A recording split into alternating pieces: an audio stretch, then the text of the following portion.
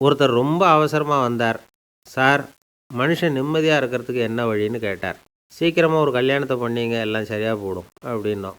அவர் ஒரு மாதிரியாக பார்த்தார். ஏற்கனவே எனக்கு கல்யாணம் ஆகிட்டுது சார், அதனால தானே நிம்மதியாக இருக்கிறதுக்கு வழி கேட்குறேன் அப்படின்னார். சரி, இவர் ஒரு மாதிரியான கேஸ் அப்படின்னு நினச்சிக்கிட்டு நம்மக்கிட்ட இருந்த ஒரு சின்ன புத்தகத்தை அவர்கிட்ட தூக்கி கொடுத்தோம். இதை படித்து பாருங்கன்னு. கல்யாணத்துக்கு பிறகும் சந்தோஷமாக இருக்கிறதுக்கு என்ன வழி அப்படிங்கிற கேள்விக்கு அந்த புத்தகத்தில் விளக்கம் இருந்தது. கணவன் மனைவிக்குள்ளே சிக்கல் வராமல் இருக்கிறதுக்கு அதில் சில வழிகளை சொல்லி கொடுத்துருக்குறாங்க. அதெல்லாம் என்னென்ன அப்படிங்கிறத இப்போ பார்க்கலாமா? குடும்பம்னு இருந்தால் கோபம் வரதான் செய்யும். அது வந்துட்டு போட்டும் பரவாயில்ல. ஆனால் அந்த கோபம் ஒரே நேரத்தில் 2 பேருக்கும் வந்துடாமல் பார்த்துக்கணும். ஒரு சமயத்தில் யாராவது ஒருத்தர் தான் கோபப்படணும், அடுத்தவங்க அமைதியாக இருக்கணும். அதுக்கப்புறம் இவர் அமைதியான உடனே அவங்க ஆரம்பிச்சிக்கலாம். கோபமாக ஏதாவது சொன்னால் உடனே கோபமாக பதில் சொல்லக்கூடாது. கொஞ்சம் பொறுத்து கோபம் தீர்ந்த உடனே அந்த பதிலை சொல்லலாம். அப்போ பதில் கோபமாக இருந்தால் கூட அது அவ்வளோ பெருசாக தெரியாது. அற்ப விஷயத்துக்கெல்லாம் காய்ச்சி மூச்சுன்னு கத்திக்கிட்டு இருக்கக்கூடாது. உங்கள் 2 பேருக்குள்ளே ஒரு தர்க்கம் ஆரம்பமாயிட்டுதுன்னு வச்சுக்கோங்க. கடுமையாக 2 பேரும் விவாதம் பண்ணுறீங்க. உங்களில் ஒருத்தர் இதில் ஜெயிக்கணும்னா அது நீங்களாக இருக்க வேணாம். அடுத்தவங்க ஜெயிக்கிறதுக்கு நீங்கள் துணையாக இருங்களேன். அப்படின்னா நீங்கள் கொஞ்சம் விட்டு கொடுக்கணும், அவ்வளவுதான். ஏதாவது குத்தம் சொல்லணுமா, செஞ்ச தப்பை சுட்டி காட்டணுமா, விமர்சனம் பண்ணணுமா, பண்ணுங்க, வேணான்னு சொல்லலை. ஆனால் சொன்னதை அப்படி சொல்கிறத கொஞ்சம் அன்பாக இதமாக சொல்லுங்கள். எப்போவோ நடந்த தவறுகளையெல்லாம் இப்போ போய் மறுபடியும் ஞாபகப்படுத்திகிட்டு இருக்க வேண்டாம். நான் அப்போவே சொன்னேன் இந்த புடவை வேணாம்னு, நீங்கள் தான் கேட்கல, இப்போ பாருங்கள் கிழிஞ்சு போச்சு இப்படின்னு கத்துனாங்க ஒரு அம்மா. எப்போ சொன்னீங்கன்னு கேட்டால் ஒரு 10 வருஷத்துக்கு முன்னாடி தீபாவளி சமயத்தில் அப்படிங்கிறாங்க. அது என்ன இன்னும் அப்படியே புதுசாகவே இருக்கும்? உங்களுக்கு அவர் தான் பெருசு, அவருக்கு நீங்கள் தான் பெருசு. அதை விட இந்த உலகத்தில் வேறு எதுவும் முக்கியம் இல்லைன்னு நினைக்கணும்.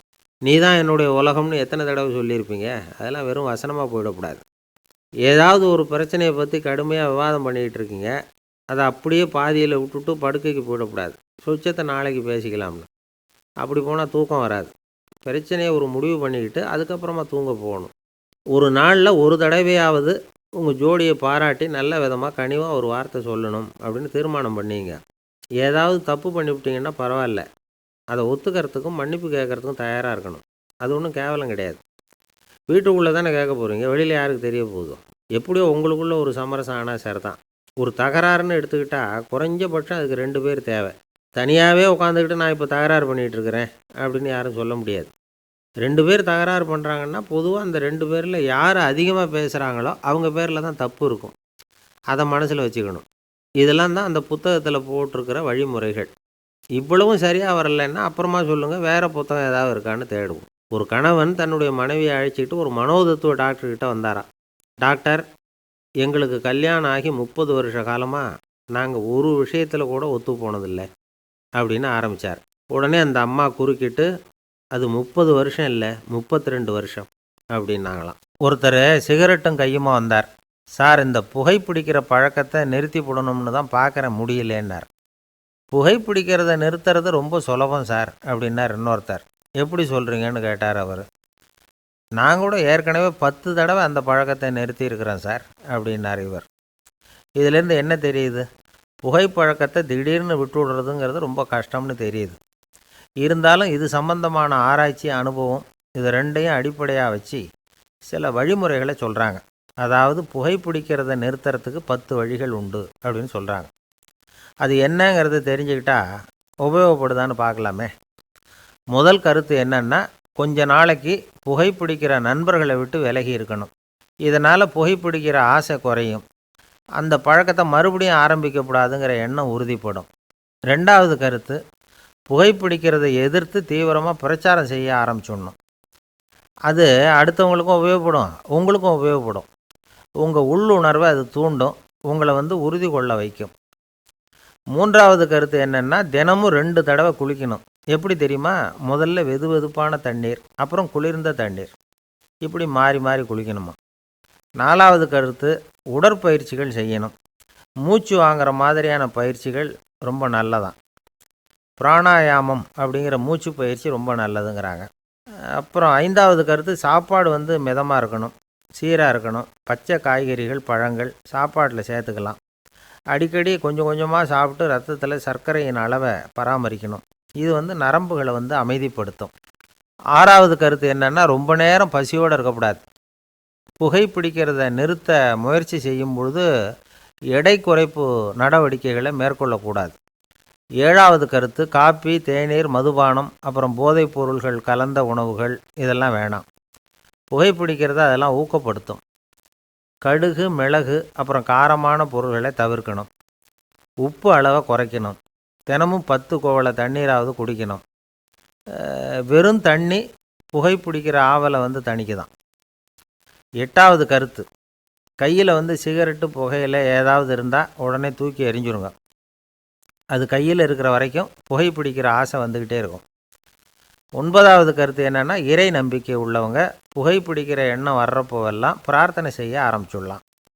10வது கருத்து, உங்களுக்கு ரொம்பவும் வேண்டியவங்க யாரோ அவங்கக்கிட்ட எல்லாம் நீங்கள் புகைப்பிடிக்கிறத நிறுத்தி விட்டதா சொல்லிவிடுங்க. இந்த 10 வழிகளையும் கடைபிடிக்க ஆரம்பிச்சுட்டா புகைப்பிடிக்கும் பழக்கத்தை நிறுத்தி விடலாம் அப்படின்னு சொல்கிறாங்க அனுபவப்பட்டவங்க. முயற்சி பண்ணி பார்க்கலாம். ஒரு முக்கியமான இடத்துல நின்றுக்கிட்டு இருந்தார் ஒருத்தர். அங்கே வந்த இன்னொருத்தர், ஏன் சார் இந்த இடத்துல சிகரெட் பிடிக்கலாமா அப்படின்னு அனுமதி கேட்டார். இந்த இடத்துல சிகரெட் பிடிக்கக்கூடாதுங்க அப்படின்னாரு இவர். நீங்கள் இப்படி சொல்கிறீங்க, ஆனால் இந்த இடத்துல கீழே நிறைய சிகரெட் துண்டுகள் கிடக்குதே, அவங்கெல்லாம் யார்? அவங்கெல்லாம் உங்கள் மாதிரி என்கிட்ட அனுமதி கேட்காதவங்க அப்படின்னாராம் இவர். நம்மளில் சில பேர் ரொம்ப தைரியமாக இருப்பாங்க. நாம் கூட சொல்கிறது உண்டு, அந்த ஆளுகிட்ட வர்றதுக்கு எமன் கூட பயப்படுவான் அப்படின்னு சொல்கிறது உண்டு. தைரியசாலிகளை நெருங்கிறதுக்கு எமன் பயப்படுவான் அப்படின்னு சொல்கிறது உண்மைதான். அது பொய் இல்லை. மன வலிமை இருக்குது பாருங்கள், அது மனுஷனை காப்பாற்றும். இது வந்து மருத்துவ ரீதியான உண்மை. உடல் கோளாறுகள் மன ஆரோக்கியத்தை பாதிக்கும். மன எழுச்சி, மன போராட்டம் இதெல்லாம் வந்து உடல் இயக்கத்தில் மாறுதலை உண்டாக்குது. சில வகையான நோய்களுக்கும் மனசுக்கும் இருக்கிற சம்பந்தம் என்னங்கிறத பற்றியெல்லாம் இப்போ ஆராய்ச்சி பண்ணுறாங்க. ஆஸ்மா, மூட்டு வலி, பெருங்குடல் அழற்சி, உயர் இரத்த அழுத்தம், சோரியாசிஸுங்கிற தோல் வியாதி, வயிற்று புண்ணு, இந்த தைராய்டு நச்சுத்தன்மை, இது மாதிரி நோய்களை உண்டாக்குறதுல மனசோட பங்கு என்னங்கிறத பற்றியெல்லாம் ஆய்வு பண்ணி பார்த்துருக்குறாங்க. எதுக்கு எடுத்தாலும் சோர்ந்து போகிறது, தோண்டு போகிறது, இப்படிப்பட்ட மனவாகு, அதோட யாரும் நமக்கு உதவ முடியாது அப்படிங்கிற மனோபாவம், கைவிடப்பட்ட மனநிலைமை, இதெல்லாம் வந்து நோயோட தீவிரத்தை ரொம்ப அதிகரிக்க செய்யுதான். இவங்கெல்லாம் அந்த கைகால் வலிக்குது, உடம்பு அசதியாக இருக்குது, தூக்கம் வரல, முதுகு வலிக்குது, உடம்பில் வந்து உணர்ச்சி குறையுது, கை கால் விரல்லாம் மரத்து போகுது, இப்படி ஏதாவது சொல்லிக்கிட்டு டாக்டர்களை தேடி வந்துக்கிட்டு இருப்பாங்க. நெஞ்சு வலி வந்து யாருக்கு வருது தெரியுமா? பதற்றம், போட்டி மனப்பான்மை, அளவுக்கு அதிகமான வேகம், துடிப்பு, பேராசை, இதுலேயும் கட்டுப்பாடு, நேரம் தவறாமை, அப்புறம் இதெல்லாம் வந்து உள்ள மனவாக உள்ளவங்க இருக்கிறாங்கல்ல, அவங்க பெரும்பாலும் நெஞ்சு வலிக்கு ஆளாயிடுறாங்களாம். ஃப்ரீட்மேன் அப்படிங்கிறவர் நிறைய ஆராய்ச்சியெல்லாம் பண்ணி பார்த்துட்டு இதை உறுதிப்படுத்தியிருக்கிறார். அவர் பண்ணின ஆராய்ச்சியில் என்னெல்லாம் தெரிய வந்தது தெரியுமா? பொறுப்பு அதிகம் உள்ளவங்களுக்கு கண்டிப்பாக இரத்த அழுத்தம் வரும், அதிகமாக இருக்குமா. அதே மாதிரி கண்டிப்பாக இருக்கிறாங்கல்ல, அவங்களுக்கும் இரத்த அழுத்தம் அதிகரிக்குமா. இரத்த அழுத்தம் தனக்கு அதிகமாக இருக்குங்கிறத தெரிஞ்சுக்கிட்டவங்க தலைவலி, மயக்கம், இந்த தலை சுத்தல், அசதி, இது மாதிரியான உணர்வுகளை வந்து அவங்களுக்கு வந்துடும், அது மாதிரி உணர்வு. ஆனால் உண்மை என்ன தெரியுமா? இதெல்லாம் வந்து இரத்த அழுத்தத்தினால இல்லை. இரத்த அழுத்தம் கட்டுப்பாட்டுக்குள்ளே இருந்தால் கூட இவங்க இப்படி நினைக்கிறாங்களாம். இதுக்கு காரணம் மனசு தான் அப்படிங்கிறார் அவர். சில பேர் எப்படி தெரியுமா? ஒருத்தர் வந்து மாரடைப்பால் இறந்து போனார் அப்படின்னு கேள்விப்பட்டால் போதும், இறந்து போகிறதுக்கு காரணம் இதயம்தான் அப்படிங்கிற பீதியால், இதய தளர்ச்சி அப்படிங்கிற மனநோயால் பாதிக்கப்படுறார். இவங்கெல்லாம் அடிக்கடி தங்களுடைய இதய பகுதியை தொட்டு பார்த்துக்குவாங்க, நாடியை பிடிச்சி பார்த்துக்குவாங்க, அடிக்கடி மூச்சை உள்ளுக்கு இழுத்து வெளியில் விட்டு வலி வருதா அப்படின்னு பார்த்துக்கிட்டு இருப்பாங்க. வேறு எங்கேயாவது வலிச்சா கூட நெஞ்சை வலிக்குதா அப்படின்னு பார்ப்பாங்க. நெஞ்சு வலிக்குதுன்னு கூட சில பேர் சொல்ல ஆரம்பிச்சிருவாங்க. ஆஸ்மாவுக்கும் மனசுக்கும் சம்பந்தம் உண்டு. தீர்வு காண முடியாத மன போராட்டங்கள் எல்லாத்துக்கும் அடுத்தவங்களையே சார்ந்து இருக்கிற மனநிலை, இதெல்லாம் ஆஸ்மாவினுடைய தீவிரத்தை வந்து அதிகப்படுத்திடும். பயம், இது எப்படின்னா என்ன நடக்குமோங்கிற பதற்ற நிலை, அப்புறம் இந்த பயம், இதெல்லாம் வந்து சுவாசித்தலை வந்து அதிகரிக்க செய்யுது இல்லையா. இதனால் இரத்தத்தின் காரத்தன்மை அதிகமாகி நோயின் தீவிரமும் அதிகமாகுது. மனப்போராட்டம், மனக்கவலை, மன இறுக்கம் இதெல்லாம் தோல் வியாதியை தூண்டி விடுதான். இது மாதிரி இன்னும் எவ்வளவோ இருக்குது. அதனால் இன்றைக்கி நமக்கு தேவை என்னென்னா மன வலிமை, மலர்ந்த முகம். இது ரெண்டும் இருந்துட்டுதுன்னா பலவிதமான நோய்கள் நம்மக்கிட்ட நெருங்கி வராது. டாக்டர் என்ன நெருங்காமல் இருக்கிறதுக்கு நான் ஒரு காரியம் பண்ணுறேன் அப்படின்னார் ஒருத்தர். அவர் என்ன அர்த்தத்தில் சொன்னார்னா, டாக்டர் அவரை நெருங்காமல் இருக்கிறதுக்கு அவர் ஒரு காரியம் பண்ணுறாராம். நண்பர்கிட்ட சொன்னார். நண்பர் கேட்டார், அது என்ன காரியம் பண்ணுற அப்படின்னு கேட்டார். தினம் ஒரு ஆப்பிள் பழம் சாப்பிட்றேன்னார் அவர். ஏன்னா ஆங்கிலத்தில் ஒரு பழமொழி சொல்லுவாங்கள்ல, an apple a day keeps doctor away அப்படிம்பாங்க. ஒரு ஆப்பிள் பழம் சாப்பிட்டா டாக்டர் விலகியே இருப்பார், டாக்டர்கிட்ட போக வேண்டிய அவசியம் இருக்காது அப்படிங்கிறதுக்காக அந்த பழமொழி சொல்கிறது. என்ன, நான் யாருமே நெருங்காமல் இருக்கிறதுக்கு நான் ஒரு காரியம் பண்ணுறேன்னார் இன்னொருத்தர். டாக்டர் நெருங்காமல் இருக்கிறதுக்கு ஆப்பிள் பழம் சாப்பிட்றேன்னார் அவர். என்னை யாருமே நெருங்காமல் இருக்கிறதுக்கு நான் ஒரு காரியம் பண்ணுறேன்னார் இன்னொருத்தர். அது என்னன்னு கேட்டோம். தினம் ஒரு பூண்டு சாப்பிட்றேன்னார். ஏ கார்லிக் எ டே கீப்ஸ் எவ்ரிபடி அவே அப்படின்னு அதுக்கு ஒரு புது விளக்கமும் கொடுத்தார். ஒரு இலக்கிய கூட்டம் ஏற்பாடு பண்ணியிருக்கிறோம், நீங்கள் அவசியம் அதில் பேசணும் அப்படின்னு கேட்டுக்கிட்டார் ஒருத்தர். வேணாங்க, 4 பேருக்கு முன்னாடி நிற்கிறதுனா எனக்கு ரொம்ப கூச்சமாக இருக்கும் அப்படின்னாரு இவர். ஏன் சார் இன்னமும் குழந்த மாதிரி கூச்சப்படுறீங்களே அப்படின்னார் அவர். அவரை ஒரு மாதிரியாக சமாளித்து அனுப்பி வச்சுட்டு அதுக்கப்புறம் அதை பற்றி இவர் யோசித்து பார்த்துருக்கார். சில நிபுணர்கள் எழுதியிருக்கிறத படித்தும் பார்த்துருக்கிறார். மனோதத்துவ நிபுணர்கள் என்ன சொல்கிறாங்க தெரியுமா? 10லேருந்து 20% குழந்தைகள் பிறக்கிறப்பவே கூச்ச சுபாவம் கொண்டதாக தான் இருக்குதான். ஒரு தாத்தா தன்னோட பேர பிள்ளைய ஆசையாக கூப்பிடுறார் விளையாட்டு காட்ட, அதை அழுதுகிட்டு ஓடி போகுது. ஒரு அம்மா தன்னோட பிள்ளைய பள்ளிக்கூடத்தில் சேர்க்கறதுக்காக கூப்பிட்டுக்கிட்டு போகிறாங்க. அந்த புள்ள அம்மாவோட முந்தானையில் ஒளிஞ்சிக்கிட்டு வெளில வரமாட்டேங்குது. இவங்களெல்லாம் எப்படி சமாளிக்கிறது? குழந்தைகளோட கூச்ச சுபாவத்தை போக்குறது எப்படி? இதுக்கு நிபுணர்கள் சில யோசனைகளை சொல்லியிருக்கிறாங்க. மற்றவங்களுக்கு முன்னாடி என் பையனுக்கு கூச்சம் ரொம்ப அதிகம் சார், மற்றவங்க பார்த்தா ரொம்ப வெக்கப்படுறான், இப்படி சொல்கிற அப்பாக்கள் உண்டு. என் பையன் புது மனுஷாலை பார்த்தா அட்டையாக ஒட்டிக்குவான் சார் அப்படின்னு சொல்கிற அப்பாக்களும் உண்டு. இப்படிலாம் குழந்தைகளுக்கு முத்திரை குத்துறது ரொம்ப தப்பான். புதுசாக யாராவது வீட்டுக்கு வந்தால் குழந்தை தானாக தன்னோட கூச்சத்தையும் பயத்தையும் போக்கிக்கிட்டு சகஜமாக மாறி வர்றதுக்கு வாய்ப்பு கொடுக்கணுமா. ஒரு கூட்டத்துக்கோ அல்லது சொந்தக்காரங்க கல்யாணத்துக்கோ குழந்தைய அழைச்சிட்டு போகிறீங்க, அங்கே போய் கட்டாயப்படுத்தி குழந்தைய மற்றவங்க கிட்ட பேச சொல்லக்கூடாது. சில சமயம் குழந்தை தானாக தன்னுடைய கூச்ச சுபாவத்தை விட்டு பேசுகிறதுக்கு முன் வந்தால் அதை பாராட்டணும். குழந்தை கலகலப்பு இல்லாமல் மௌனமாக இருந்ததுன்னா அதையும் கண்டுக்கக்கூடாது. குழந்தை பேச ஆரம்பித்தா அதை ஆர்வத்தோடு கவனிக்க தெரியணும். கலந்து உரையாடுற பழக்கத்தை வீட்லேயே ஆரம்பிக்கலாம். கேட்டதுக்கு பதில் சொல் அப்படின்னு நீங்கள் அதிகாரம் பண்ணிகிட்டு இருக்கக்கூடாது. அது குழந்தைக்கு பேசுகிற சந்தர்ப்பத்தை குறைச்சிருமா. இப்போ நாம் அதிகாரம் பண்ணால் கேலி செய்கிற பழக்கம் குழந்தைகளை ரொம்ப பாதிச்சிருமா. பெரியவங்களானதுக்கு அப்புறமும் சில பேர் கூச்சத்தோடவும் பயத்தோடவும் இருக்கிறதுக்கு இதுதான் காரணம். சின்ன வயசில் அவங்கெல்லாம் ஏதாவது கேலிக்கு ஆளாகி இருப்பாங்க. 2வது குழந்தை மூத்த குழந்தைய கேலிக்கு ஆளாகிற சந்தர்ப்பங்களை கண்டு கேலி பண்ணினா அது இளம் நெஞ்சங்களை விட்டு நீங்கிறதே இல்லையா. எப்பவும் குழந்தையோட நடை உடை பாவனைகளை பற்றி சொல்லிக்கிட்டே இருக்கக்கூடாதான். அதுவே கூச்ச சுபாவத்தை கொண்டுட்டு வந்துடுமா. அப்பா எங்கேன்னு யாராவது கேட்டால் இது மாதிரி இன்ன காரியத்துக்காக வெளியில் போயிருக்கார், இத்தனை மணிக்கு திரும்பி வருவார் அப்படின்னு சொல்கிற அளவுக்கு குழந்தைகளை பழக்கப்படுத்தி வைக்கணும். ஃபோன்லேயே யாராவது விசாரித்தா கூட இது மாதிரி பதில் சொல்லு அப்படின்னு சொல்லணும். சின்ன சின்ன மீட்டிங்கில் 4 வார்த்தை பேச தயார் பண்ணலாம். ஒரு கடையிலையோ அல்லது ஹோட்டல்லையோ ஏதாவது விவரம் கேட்கணும்னா உங்கள் குழந்தைய தைரியமாக அனுப்புங்க. குழந்தைகள் பணிவாகவும் பொறுமையாகவும் விவரம் கேட்குறப்போ கூச்ச சுபாவம் தானாக போயிடும். சின்ன வயசுலேயே இப்படிலாம் பழக்கப்படுத்தினா தான் வருங்காலத்தில் தைரியமாக இந்த சமுதாயத்தில் வாழ முடியும். இல்லைன்னா 60 வயசுலேயும் அடுப்பங்கரையை விட்டு வெளில வர்றதுக்கு கூச்சப்பட்டுக்கிட்டு தான் இருக்க வேண்டியிருக்கும். இந்த காலத்து பிள்ளைங்க எவ்வளவோ பரவாயில்ல, எதுக்கும் தயங்குறதில்ல, கூச்சப்படுறதில்ல. ஒரு அம்மா அடுப்பங்கரையிலேருந்து சத்தம் போட்டாங்க, டேய் ராமு, தயவு பண்ணி அந்த டிவியை நிறுத்துறா, அந்த பெண்ணோட குரல் மகா மோசம், அடுப்பங்கரையில் இருக்கிற என்னாலேயே அதை சகிச்சிக்க முடியல அப்படின்னாங்களாம். உடனே பையன் கொஞ்சம் கூட தயங்காமல் பதில் சொல்கிறான், அம்மா, இந்த குரல் டிவியிலேருந்து வரல, எதிர்த்த விட்டு மாமி தான் இங்கே வந்திருக்கிறாங்க, அவங்க தான் இப்போ என்னோட பேசிக்கிட்டு இருக்கிறாங்க அப்படின்னு நான். அம்மாக்காரங்களுக்கு அடிக்கடி ஏற்படுற கவலை ஒன்று உண்டு. அதாவது குழந்தை சரியாக சாப்பிட மாட்டேங்குதே அப்படிங்கிற கவலை.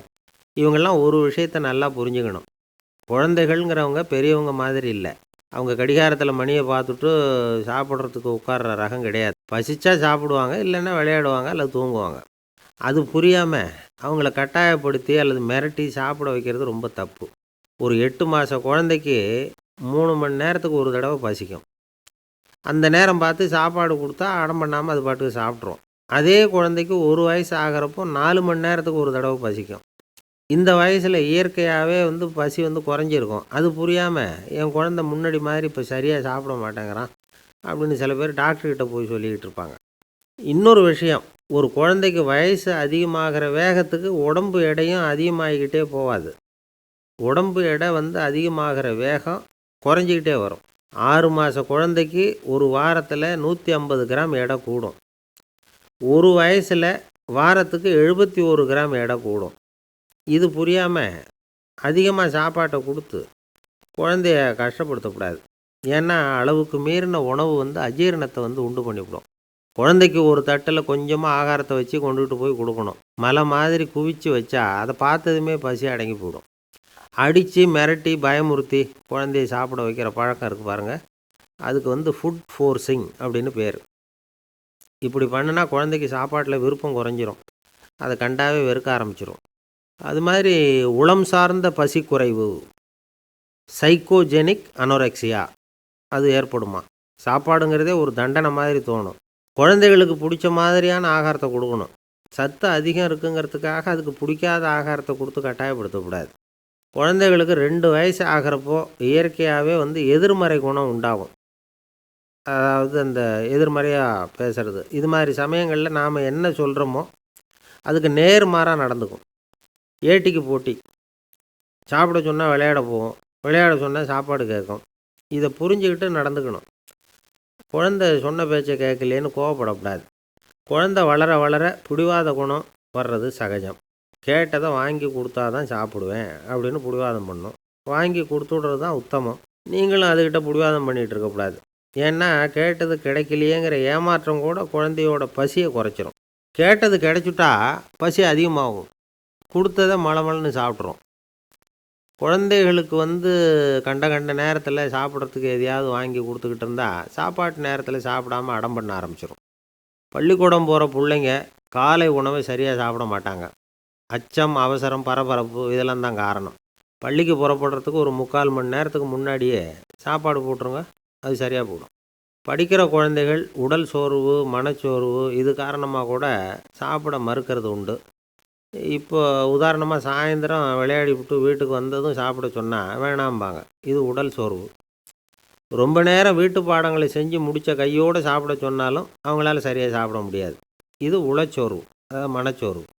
இதை தவிர குழந்தைகளுக்கு உடல்நலக்குறைவு ஏற்பட்டால் கூட சாப்பிட மறுக்கிறது உண்டு. சில மருந்து மாத்திரைகள் கூட பசியை குறைச்சிரும். அதனால் சரியாக தெரிஞ்சுக்கிட்டு குழந்தைகளை சாப்பிட வைக்கணும். அது புரியாமல் கையில் சாப்பாட்டு தட்டை வச்சுக்கிட்டு குழந்தைகளை விரட்டிக்கிட்டு அலையக்கூடாது. ஒரு சின்ன பையன் சொன்னான், எங்கள் அம்மா சாப்பாடு போடுறது தெரிஞ்சால் நான் உடனே வீட்டை விட்டு வெளியில் ஓடி போடுவேன் அப்படின்னா. ஏன் இப்படி பண்ணுறேன்னு கேட்டோம். எங்கள் அப்பா கூட அது மாதிரி தான் சார் பண்ணுவார் அப்படிங்கிறான். ஒரு அரசனும் அமைச்சரும் ஒரு நாள் ரொம்ப சாவகாசமாக பேசிக்கிட்டு இருந்தாங்களாம். அரசன் அமைச்சரை பார்த்து ஒரு கேள்வி கேட்டிருக்கார். ஏங்க அமைச்சரே, ஆசை இல்லாத ஒரு மனுஷனால் இருக்க முடியுமா அப்படின்னு. ஏன் முடியாது, துறவி அப்படிங்கிறவங்கெல்லாம் அப்படிப்பட்டவங்க தானே அப்படின்னாராம் அமைச்சர். அவங்கெல்லாம் உண்மையிலேயே ஆசையை விட்டவங்க தானா அப்படின்னு கேட்டாராம் ராஜா. அப்படி தான் இருக்கணும் அப்படின்னாராம் அமைச்சர். அப்படின்னா ஆசையே இல்லாத ஒரு உண்மையான துறவியை நான் பார்க்கணுமேன்னார். அது என்ன பிரமாதம், அதுக்கு நான் ஏற்பாடு பண்ணுறேன் அப்படின்னு விட்டார் இவர். சொல்லிவிட்டு உடனே புறப்பட்டு போனார். அங்கே தேடினார். அப்புறம் தான் அவருக்கு புரிஞ்சுது உண்மை துறவியை கண்டுபிடிக்கிறது எவ்வளவு கஷ்டமான காரியம்னு. இருந்தாலும் ராஜா கிட்ட சொல்லியாச்சே, உண்மை துறவியை காட்டுறேன்னு. இப்போ என்ன பண்ணுறது? ராஜா கிட்ட சொன்னபடி நடக்கலைன்னா அவருக்கு கோபம் வந்துடும். அமைச்சர் ஒரு யோசனை பண்ணார். அவருக்கு ஒரு வழி தெரிஞ்சுது. அதுதான் சரின்னு முடிவு பண்ணார். அதாவது அந்த ஊரில் அவருக்கு தெரிஞ்ச நாடக நடிகர் ஒருத்தர் இருக்கிறார். நல்லா நடிப்பார். அவரை போய் பார்த்தார். இதை பாருப்பா, எனக்காக நீ ஒரு காரியம் செய்யணும்னார். என்னன்னு கேட்டார் அவர். நீ ஒரு துறவி மாதிரி கொஞ்ச நேரத்துக்கு நடிக்கணும். ராஜா வந்து உன்னை பார்த்துட்டு போகிற வரைக்கும் நடி, அது போதும். அதுக்காக உனக்கு 10,000 ரூபா தரேன் அப்படின்னார். அவர் எந்த காலத்தில் இவ்வளவு பணத்தை மொத்தமாக பார்த்துருக்கார். அதனால் உடனே சரின்னு ஒத்துக்கிட்டார். அமைச்சர் வந்து அரண்மனைக்கு திரும்பி வந்தார். என்ன அமைச்சரே, இன்னுமா ஒரு உண்மையான துறவி கிடைக்கலன்னார். உண்மையான துறவி ஒருத்தரை இப்போ தான் கொஞ்ச நேரத்துக்கு முன்னாடி பார்த்து பேசிவிட்டு வர்றேன். அவர் நம்ம ஊருக்கு வெளியில் குளத்தங்கரையில் உள்ள ஒரு ஆலமரத்துக்கு அடியில் உட்காந்துருக்கிறார் அப்படின்னார் இவர். அப்படின்னா உடனே புறப்படுங்க அப்படின்னார் ராஜா. பரிவாரங்களோடு புறப்பட்டார். அங்கே அந்த மரத்தடியில் அந்த ஆள் வேஷம் போட்டுக்கிட்டு துறவி மாதிரி உட்காந்துருக்கிறான். ராஜா நேராக போனார். அந்த துறவி காலில் பொத்துன்னு விழுந்து வணங்கினார். உடனே ராணி அவர் காலில் விழுந்தாங்க. அடுத்தபடியாக அமைச்சர் விழுந்தார். அவருக்கு தெரியும் இது நம்ம ஆள் தான்னு. இருந்தாலும் என்ன பண்ணுறது, நேரம். அப்புறம் பரிவாரங்கள்லாம் துறவி காலில் விழுந்து ஆசீர்வாதம் வாங்கிட்டாங்க. ராஜா அப்புறமா தங்கத்தட்டில் பொன்னையும் பொருளையும் வச்சு அந்த துறவிக்கிட்ட ரொம்ப பணிவாக நீட்டுறார். தாங்கள் தயவு பண்ணி இதை ஏற்றுக்கணும் அப்படின்னு வேண்டிக்கிட்டார். அந்த துறவி பற்றில்லாமல் அதை பார்த்தார். எல்லாத்தையும் திறந்துவிட்ட எனக்கு இதெல்லாம் எதுக்காக அப்படின்னு சொல்லி அதை மறுத்துட்டாராம். ஆஹா, உண்மையான துறவியை பார்த்துட்டோம் அப்படிங்கிற ஆனந்தம் அரசருக்கு. ரொம்ப நிம்மதியாக திருப்தியாக திரும்பி வந்தார் அரண்மனைக்கு. அதுக்கப்புறம் அமைச்சர் யாருக்கும் தெரியாமல் அந்த துறவிகிட்ட ஓடினார். சொன்ன பிரகாரம் பணத்தை நீட்டினார். இந்தப்பா, நான் உங்ககிட்ட சொன்னபடி 10,000 ரூபா பணம் எடுத்துக்கோ அப்படின்னார். அந்த ஆள் ராஜா கிட்ட சொன்னது மாதிரியே எல்லாத்தையும் திறந்துவிட்ட எனக்கு இதெல்லாம் எதுக்காக வேணாம் அப்படின்னு விட்டாராம். நடித்த வரைக்கும் போதும்ப்பா, இனிமேல் இந்த நாடக வசனம்லாம் வேணாம், வேஷத்தை கலைச்சிரு, பணத்தை வாங்கிக்கோன்னார். இல்லைங்க, இது வேஷம் இல்லை, இது வசனமும் இல்லை, இது உண்மை. கொஞ்ச நேரம் துறவி மாதிரி நடித்ததுக்கே இந்த தேசத்து ராஜா, ராணி, அமைச்சர், பரிவாரங்கள் எல்லாம் என் காலில் விழுந்து வணங்குறாங்க. அப்படின்னா உண்மையான துறவியாக இருக்கிறது எவ்வளவு பெருமையான விஷயம். நான் உண்மையான துறவியாக ஆக போகிறேன், அப்படி முடிவும் பண்ணிட்டேன் அப்படின்னார் அந்த நடிகர். வேஷம் கூட எப்படிப்பட்ட விளைவுகளை உண்டு பண்ணுது பார்த்தீங்களா. நம்மால் ஒருத்தன் ரொம்ப வசதியாக தான் இருந்தான். ஒரு நாள் அவன் சொத்து பூரா திருட்டு போட்டுது. அதுக்கப்புறம் இவன் துறவி மாதிரி ஆகிட்டான். ஊர் ஊராக சுற்றினான். ஒரு குருநாதரை தேடி கண்டுபிடிச்சான். அவர்கிட்ட சீடனாக சேர்ந்துக்கிட்டான். அவனை பார்த்து ஒருத்தர் கேட்டார், நீ உண்மையான சீடன் தானான்னு. இல்லைங்க, சீடன் மாதிரி நடிச்சுக்கிட்டு இருக்கிறேன் அப்படின்னா. அது குரு துரோகம் இல்லையா அப்படின்னு கேட்டார் அவர்.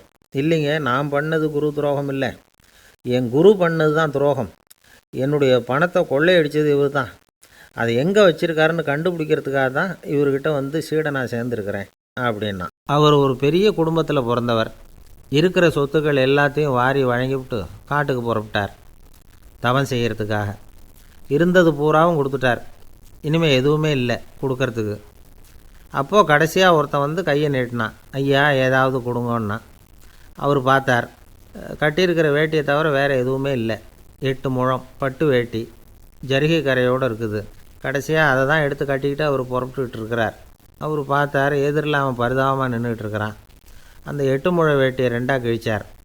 4 முழத்தை அவங்ககிட்ட கொடுத்துட்டு மீதி 4 முழத்தை தன்னுடைய இடுப்பில் கட்டிக்கிட்டு அவர் காட்டுக்கு போயிட்டார்.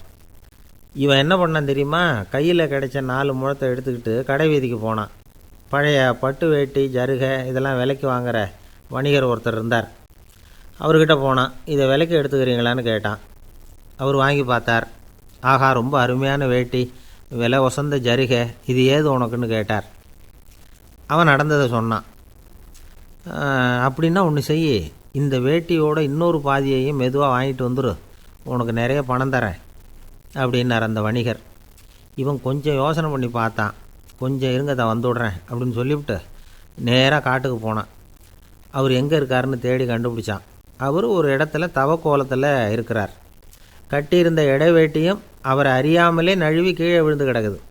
இவனுக்கு ரொம்ப வசதியாக போச்சு. அவரை கேட்க வேண்டிய அவசியமே இல்லை. மெதுவாக சத்தம் போடாமல் அடி மேலே அடி வச்சு நெருங்கினான். அவர் கண்ணை மூடிக்கிட்டு அவர் பாட்டு நின்றுக்கிட்டு இருக்கார். இவன் மெதுவாக போய் கீழே கிடந்த அந்த துணியை எடுத்துக்கிட்டு சத்தம் போடாமல் திரும்பி நடந்தான். அப்படி கொஞ்சம் தூரம் நடந்திருப்பான். அப்படி ஓட ஆரம்பிக்கிற சமயத்தில் அவன் காலில் கீழே கிடந்த முள் ஒன்று நறுக்குன்னு தைச்சி விட்டுது. வலி தாங்க முடியாமல் அம்மான்னு கத்திவிட்டான். இந்த சத்தத்தினால கண்ணை மூடி நின்றுக்கிட்டு இருந்த அவர் தவம் கலைஞ்சிது. மெதுவாக கண்ணை திறந்து பார்க்குறார். தன் இடையில் இருந்த வேட்டி அவன் கையில் இருக்குது. இப்போது அவர் நினைக்கிறாராம், இந்த வேட்டி மேலே நான் வச்ச ஆசை அல்லவா அவனை திருடன் ஆக்கிவிட்டுது அப்படின்னு நினச்சாரான். இது எப்பேற்பட்ட மனநிலைங்கிறத கொஞ்சம் யோசிச்சு பாருங்கள். தான் ஒரு பொருள் மேலே வைத்த பற்று இன்னொரு மனிதன் திருடனாக ஆகிறதுக்கு காரணமாக ஆயிட்டுதே அப்படின்னு நினைக்கிறார். அப்படி நினச்ச அவர் யார் தெரியுமா? அவர் தான் மகாவீரர். இழந்துட்டேங்கிறியே, நீ என்னத்தை கொண்டு வந்த இங்கே இழக்கிறதுக்கு? நீ என்னத்தை உண்டாக்குன இது அழிஞ்சுட்டுதுன்னு சொல்கிறதுக்கு? இது அவருடைய சிந்தனை. இன்றைக்கி நம்ம சிந்தனையெல்லாம் வேறு மாதிரி இருக்குது. ஒருத்தன் நடுத்தெருவில் உட்காந்து அழுதுகிட்டு இருந்தான். அந்த வழியாக வந்தவர் கேட்டார், ஏன்ப்பா அழற அப்படின்னு கேட்டார். 5 ரூபா சார், இந்த இடத்துல விழுந்துட்டுது, ரொம்ப நேரமாக தேடுறேன், கிடைக்காது போல இருக்கு அப்படின்னா. எப்போ தொலைஞ்சுது அப்படின்னு கேட்டார். அது எனக்கு தெரியாது சார், பணத்தை தொலைச்சவன் தேடி பார்த்துட்டு போயிட்டான், நான் அவனுக்கு பின்னாடி தேட வந்தவன் அப்படின்னு சொல்லிவிட்டு மறுபடியும் தேட ஆரம்பித்தானா. ஒரு ஆஃபீஸில் வேலை பார்க்குற ஒருத்தர் ஏதோ தப்பு பண்ணிவிட்டார். உடனே மேல் அதிகாரி அவரை கூப்பிட்டு அனுப்புனார். நீ செஞ்சது தப்புன்னார் கோபமாக. இது ஒரு ரகம். சில அதிகாரிகள் இப்படி நீங்கள் செஞ்சது தப்புன்னு சொல்கிறதில்ல, நீங்கள் செஞ்சது சரி அப்படின்னு சொல்கிறதில்ல. எப்படி சொல்லுவாங்கன்னா, நீங்கள் செஞ்சது சரியில்லைன்னு நான் நினைக்கிறேன் அப்படின்னு சொல்லுவாங்களாம். அதாவது சில பேர் நீங்கள் செஞ்சது தப்புங்கிறாங்க, அதையே மாற்றி சொல்கிறார் இவர், நீங்கள் செஞ்சது சரியில்லைன்னு நினைக்கிறேன். இது ரெண்டும் அர்த்தம் ஒன்று தான், இருந்தாலும் வார்த்தைகள் வித்தியாசம். நிர்வாக திறமை இல்லாத ஒரு அதிகாரி யூ ஆர் ராங் அப்படின்னு சொல்லுவாராம். நிர்வாக திறமை உள்ள அதிகாரியாக இருந்தால் அதையே கொஞ்சம் மாற்றி I think you are not correct அப்படிம்பாராம். இதுதான் வித்தியாசம். இருந்தாலும் வார்த்தைகளை உபயோகப்படுத்துகிற விதத்தை வச்சு தான் வேலை நல்லா நடக்கிறதும் நடக்காததும் இருக்கும். விவரம் தெரிஞ்சவங்க என்ன சொல்கிறாங்க தெரியுமா? Be a leader not a boss அப்படிங்கிறாங்க. ஒரு லீடராக இரு, பாஸாக இருக்காதே அப்படிங்கிறாங்க. சரி, அப்படின்னா லீடருக்கும் பாஸுக்கும் வித்தியாசம் உண்டா அப்படின்னு கேட்டால் இருக்குன்னு சொல்கிறாங்க. லீடருங்கிறவர் வேறு, பாஸுங்கிறவர் வேறு. ஒரு லீடர் எப்படி நடந்துக்குவார், ஒரு பாஸ் எப்படி நடந்துக்குவார், இதை முதல்ல நாம் தெரிஞ்சுக்கணும். அவங்க எப்படி நடந்துக்குவாங்க அப்படிங்கிறதுக்கு சில விவரங்கள் இருக்குது. அதை கேட்டோம்னா நாம் புரிஞ்சுக்கலாம் அதை. அதாவது பாஸுங்கிறவர் விரட்டிக்கிட்டே இருப்பார், லீடருங்கிறவர் ஊக்கப்படுத்திக்கிட்டே இருப்பார். நாளைக்கு சாயந்தரத்துக்குள்ளே அந்த வேலையை செஞ்சு முடிக்கலைன்னா தொலைச்சி அப்படிம்பார் அவர். இவர் எப்படி சொல்லுவார்னா, இது வரைக்கும் நீங்கள் செஞ்சுருக்கிற வேலை ரொம்ப அற்புதம் அப்படிம்பார். பாஸுங்கிறவர் அதிகாரத்தை நம்பி செயல்படுறவர், லீடருங்கிறவர் நல்லெண்ணத்தை நம்பி செயல்படுறவர். நம்மக்கிட்ட அதிகாரம் இருக்குது, பவர் இருக்குது, அதனால் காரியத்தை சாதிச்சுடலாம் அப்படின்னு நினைக்கிறவர் அவர். மற்றவங்கக்கிட்ட ஒரு நல்ல அபிப்பிராயத்தை சம்பாதிச்சுக்கிட்டு அது மூலமாக காரியங்களை சாதிக்கிறவர் இவர். பாஸுங்கிறவர் பயத்தை உண்டு பண்ணுவார், லீடருங்கிறவர் அன்பை பரவ செய்வார். அதை செய்யலைன்னா ஆடிட்டில் தகராறாயிடும், இது செய்யலைன்னா இன்க்ரிமெண்ட்டு கட் ஆகிடும், இப்படி ஏதாவது சொல்லி பயமுறுத்திக்கிட்டே இருப்பார் அவர். இவர் அப்படி இல்லை. உடம்பு இப்படி இருக்குது, வீட்டில் எல்லோரும் சௌக்கியமாக இருக்கிறாங்களா, ஆஃபீஸில் எல்லாம் வசதியாக இருக்குதா, நான் ஏதாவது உதவி செய்யணுமா அப்படின்னு அன்புக்கு முக்கியத்துவம் கொடுப்பார். பாஸுங்கிறவர் எதுக்கெடுத்தாலும் நான் சொல்லிக்கிட்டு இருப்பார், லீடருங்கிறவர் நாமன்னு சொல்லிக்கிட்டு இருப்பார். பாஸுங்கிறவர் தப்புக்கு காரணம் யாருன்னு பார்ப்பார், லீடருங்கிறவர் தப்பு என்னன்னு பார்ப்பார். இதுதான் ரெண்டு பேருக்கு வித்தியாசம். The boss shows who is wrong, the leader shows what is wrong அப்படின்னு சொல்லுவாங்க. இந்த காரியம் எப்படி செய்யப்பட்டிருக்கு அப்படின்னு தெரிஞ்சுக்கிறவர் பாஸ். இந்த காரியத்தை எப்படி செய்யணும்னு செஞ்சு காட்டுறவர் லீடர். பாஸுங்கிறவர் பணியாளர்களை திட்டுவார், லீடர் மரியாதைக்குரியவராக நடத்துவார், அதுக்குரியவராக அவர் நடந்துக்குவார். செய்கிற வேலையை ஒரு சுமையாக நினைக்க வைக்கிறவர் பாஸ், செய்கிற வேலையை ஒரு சந்தோஷமாக ஆக்கிறவர் லீடர். ஒரு முதலாளியாக இருக்கிறவர் அல்லது ஒரு நிர்வாகியாக இருக்கிறவர் இது மாதிரியான நுணுக்கங்களையெல்லாம் தெரிஞ்சு வச்சுக்கிறது நல்லது. ஒரு பாஸ் இருக்கார், அவர் ஒரு நாள் ரொம்ப பெருமையாக தன்னோட ஆஃபீஸை பற்றி பேசிக்கிட்டு இருந்தார். எனக்கு கீழே 200 பேர் வேலை செய்கிறாங்க சார், நான் ஒரு கோடு கிழிச்சா அவங்க அதை தாண்டாத அளவுக்கு நான் நடந்துக்கிறேன் சார் அப்படின்னார் அவர். அது எப்படி முடியுது உங்களால் அப்படின்னு கேட்டோம். நான் கோடே கிழிக்கிறதில்ல சார் அப்படின்னார். ஊருக்கு வெளியில் அமைதியான ஒரு இடம், அங்கே ஒரு ஆசிரமம், அங்கே ஒரு சாமியார், அவர் தினமும் நல்ல போதனைகள்லாம் செய்வார். பல பேர் போய் அங்கேயே சில நாள் தங்கி இருந்து அவர் சொல்கிற அறிவுரைகளை எல்லாம் கேட்டுக்கிட்டு வர்றது வழக்கம். ஒரு தடவை அவரை பார்த்துட்டு போகிறதுக்காக 3 வெளியூர் தம்பதிகள் வந்தாங்களாம். அந்த மடத்திலேயே சாப்பிட்டுக்கிட்டு தங்கி இருந்து அவங்களுடைய போதனைகளை கேட்டுக்கிட்டு போகணுங்கிறது அவங்க நோக்கம். காலையில் குளிச்சுட்டு பூஜையில் உட்காந்தார் அந்த சுவாமி. இவங்களும் குளிச்சுட்டு அந்த பூஜையை பார்க்குறதுக்காக அவர் முன்னாடி வந்து உட்காந்தாங்க. பூஜை ஆரம்பமாச்சு.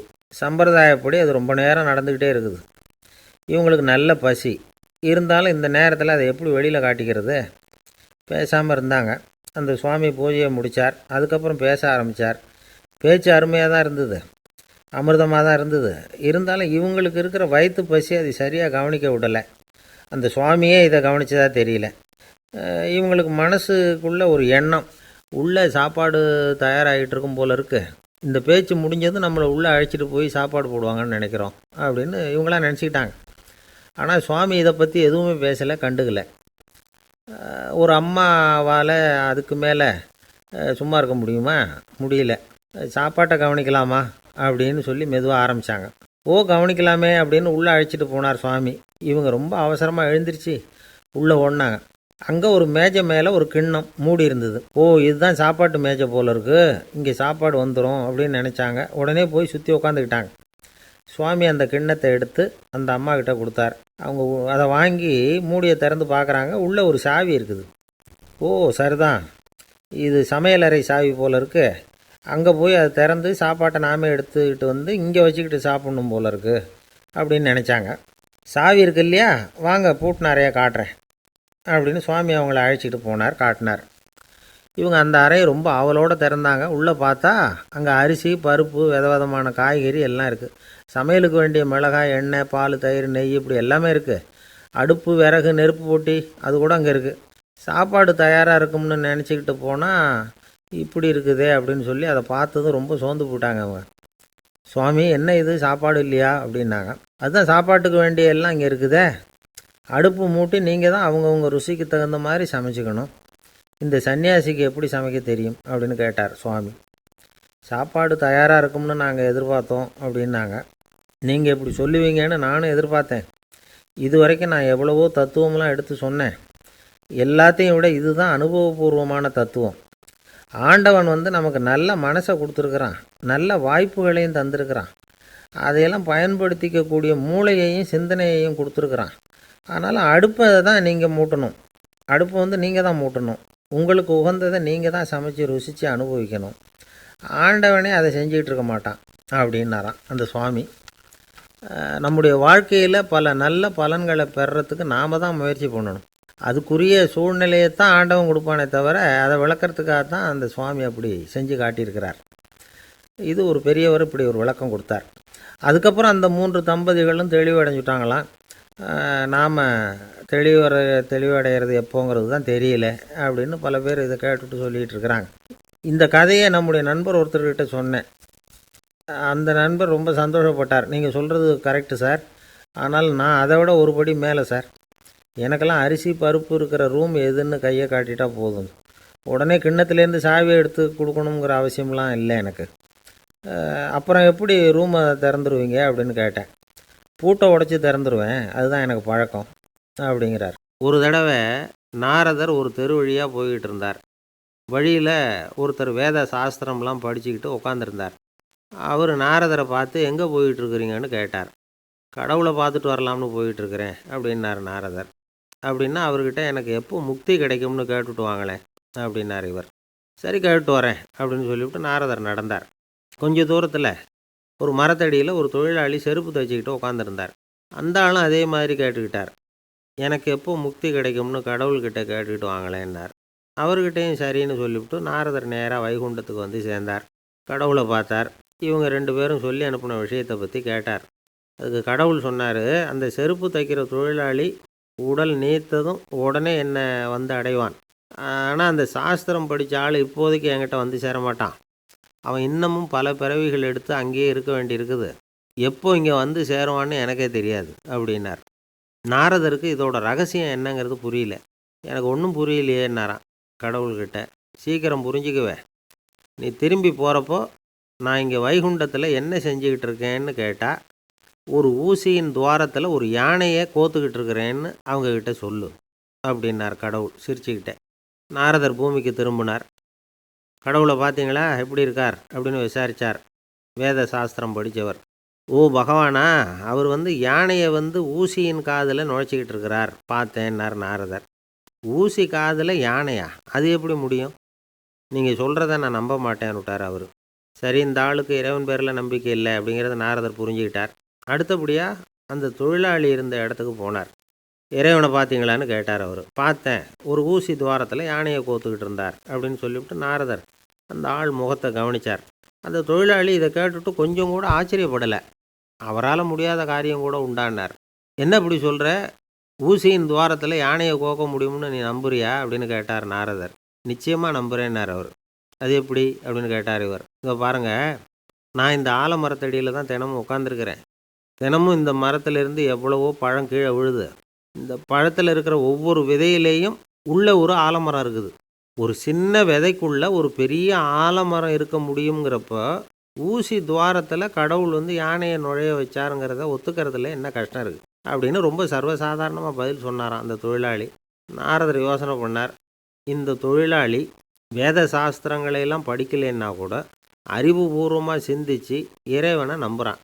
அதனால தான் கடவுள் இந்த ஆளுக்கு சீக்கிரம் முக்தி கிடைக்கும்னு சொன்னார் அப்படிங்கிறத புரிஞ்சுக்கிட்டாராம். இந்த கதையில் வர்ற கடவுள், நாரதர், வைகுண்டம் இதெல்லாம் ஒரு பக்கம் இருக்கட்டும். ஒரு சின்ன விதைக்குள்ளே ஒரு பெரிய ஆலமரம் தூங்கிக்கிட்டு இருக்கு அப்படிங்கிற உண்மை, அந்தரத்தில் 1000 கிரகங்கள் சுற்றிக்கிட்டு இருக்குங்கிற உண்மை, இதெல்லாம் நாம் பார்த்துக்கிட்டு தானே இருக்கிறோம். இந்த உண்மைகள் அதிசயமாக நமக்கு தெரியறதுனால அதை நம்பாமல் இருந்துட முடியாது. இயற்கையை பரிபூர்ணமாக நம்புங்கள், அந்த நம்பிக்கையே நம்ம வாழ்க்கைக்கு ஆதாரம் அப்படிங்கிறத விளக்கறதுக்காக தான் இந்த கதை. இந்த காலத்தில் நம்ம பிள்ளைங்களுக்கெல்லாம் இது மாதிரி நம்பிக்கை அதிகமாகவே இருக்குது. ஒரு நாள் ஒரு சின்ன பையன்கிட்ட கேட்டேன், ஏன்பா கடவுள் ஒரு பானைக்குள்ளே ஒரு யானையை நுழைய வச்சுட்டாருன்னு சொன்னால் அதை நீ நம்புவியா அப்படின்னு கேட்டோம். நம்புவேன் சார், அது ஒன்றும் பெரிய அதிசயம் இல்லைன்னா. எப்படிறான்னு கேட்டோம். எப்படின்னா அந்த பானை அந்த யானையை விட பெருசாக இருந்திருக்கும், அவ்வளவுதான் அப்படின்னு சொல்கிறான். ஒருத்தர் ஒரு தவறு செஞ்சு விட்றாருன்னு வச்சுக்கோங்க. உடனே நீ செஞ்சது தவறு அப்படின்னு சொல்கிறது ஒரு வகை. அதுக்கு பதிலாக எது சரின்னு அவர் புரிந்து கொள்ள உதவி செய்கிறது இன்னொரு வகை. இந்த 2வது வகை இருக்குது பாருங்கள், நிர்வாக இயலில் இது ரொம்ப முக்கியம். அலுவலகத்தில் வேலை பார்க்குற ஒருத்தர் முக்கியமாக தெரிஞ்சுக்க வேண்டியது என்ன தெரியுமா? சக ஊழியர்கள்கிட்ட எப்படி பழகணும், மேலதிகாரிகள்கிட்ட எப்படி பழகணும், தனக்கு கீழே வேலை செய்கிறவங்கக்கிட்ட எப்படி பழகணும், வாடிக்கையாளர்கள்கிட்ட எப்படி பழகணும், இவங்க எல்லார்கிட்டையும் செம்மையான உறவை ஏற்படுத்திக்கிறது எப்படி. இதையெல்லாம் சொல்லிக் கொடுக்குற பாடம் தான் இன்டர் பர்சனல் ஸ்கில், திறமையான உறவு அப்படிங்கிறது. எந்த வேலையில் இருந்தாலும் சரி, இந்த உறவுகளை வளர்க்கும் திறன் உள்ளவங்க சீக்கிரம் முன்னுக்கு வந்துடுறாங்க. மற்றவங்க கிட்ட உறவை பலப்படுத்திக்கிறது எப்படி அப்படின்னு தெரிஞ்சுக்கிட்டோம்னா எந்த ஒரு தடையையும் சுலபமாக தாண்டி செய்கிற தொழிலில் முன்னுக்கு வந்துடலாம். ஹார்வர்டு பல்கலைக்கழகத்தில் ஒரு கணக்கெடுப்பு பண்ணி பார்த்தாங்களாம். பார்க்குற வேலையில் எது மாதிரி குணாதிசயம் உள்ளவங்க வேகமாக முன்னுக்கு வர்றாங்க அப்படின்னு தெரிஞ்சுக்கிறதுக்காக இந்த கணக்கெடுப்பு. வெவ்வேறு துறையில் வேகமாக முன்னுக்கு வந்திருக்கிற பல பேரை சந்தித்து இந்த சர்வேயை நடத்தியிருக்கிறாங்க. அவங்க கண்டுபிடிச்சி சொல்லியிருக்கிற உண்மை என்ன தெரியுமா? ஒருத்தர் ஒரு வேலையில் இருந்தால் அது சம்பந்தப்பட்ட சப்ஜெக்ட் பற்றிய அறிவு 35% இருந்தால் போதுமா. ஆனால் உறவுகளை வளர்க்கக்கூடிய திறன், இன்டர் பர்சனல் ஸ்கில்லு 65% வேணும். இப்படி உள்ளவங்க சீக்கிரம் முன்னுக்கு வந்துடுறாங்களாம். அதனால் ஒருத்தருக்கு வேலை சரியாக புரியலைன்னா கூட விவரமாக மற்றவங்கக்கிட்ட பழகிறது எப்படின்னு புரிஞ்சால் போதும், அவர் முன்னுக்கு வந்துடலாம். அலுவலகங்களில் மட்டும் இல்லை, எல்லா இடங்கள்லையும் இது ரொம்ப முக்கியம். வீட்டுக்குள்ளேயும் இது ரொம்ப முக்கியம், வீட்டுக்கு வெளியேயும் இது முக்கியம். அடுத்தவங்கக்கிட்ட பழகிறது எப்படிங்கிறத தெரிஞ்சிக்காதவன் வாழ்க்கையில் முன்னேற முடியாது. இன்றைக்கி ஆயுதங்களால் காயப்படுத்தி கொள்ளுகிறவர்களை விட வார்த்தைகளால் காயப்படுத்தி கொள்ளுகிறவர்கள் தான் அதிகம்.